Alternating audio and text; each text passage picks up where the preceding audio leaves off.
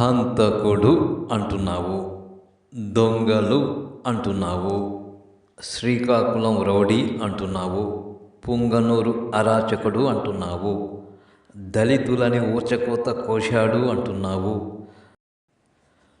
బాబాయిని గొడ్డలి పోటు వేసినాడు అంటున్నావు. అధికారంలో లేనప్పుడు అంటే అర్థం ఉంది. మీరును ఆ అక్క చెల్లెళ్ళు ఒకటే ఉదరగొట్టారు అధికారంలో లేనప్పుడు. ఇప్పుడు అధికారంలో ఉండి కూడా అదే డైలాగ్స్ అంటే ఎలా? ఇప్పుడు మీరు అధికారంలో ఉన్నారు కదా, ఢిల్లీలో గల్లీలో కూడా. ఇప్పుడు మీరు ఆరోపణలు చేయకూడదు, చర్యలు తీసుకోవాలబ్బా చంద్రబాబు నాయుడు గారు, చర్యలు తీసుకోవాలి. ఇప్పుడు కూడా అవే కార్టూన్లు అవే డైలాగులు వల్లిస్తామంటే ఎలా?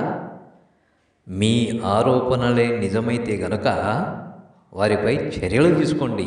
అంతేగాని ఎంతసేపటికి బట్ట కాల్చి మీద యేసుడే మా పని అంటే ఎలా? మీ బతుకే అంత. ఎంతసేపటికి దొంగ దొంగ, హంతకుడు హంతకుడు అని అరవడమే కుక్కల్లాగా. ఇప్పుడు అధికారంలో ఉండి కూడా అదేనా? చర్యలు తీసుకోండి సామి, చర్యలు తీసుకోండి.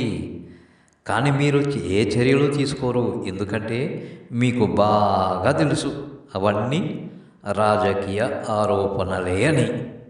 ఎలక్షన్లప్పుడు గగ్గోలు పెట్టారు మీరు, అక్క చెల్లెళ్ళు కూడా.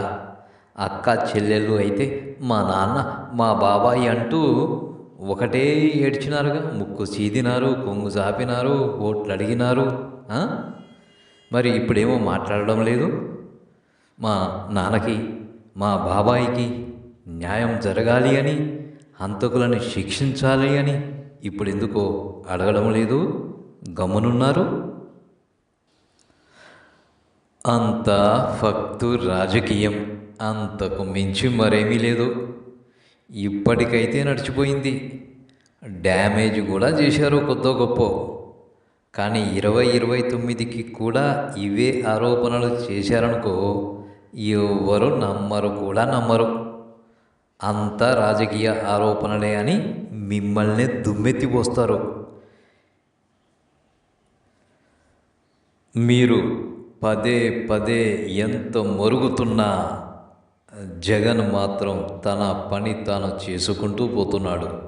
అదే నవ్వు, అదే శాల్యుటేషన్, ముకులిత హస్తాలతో.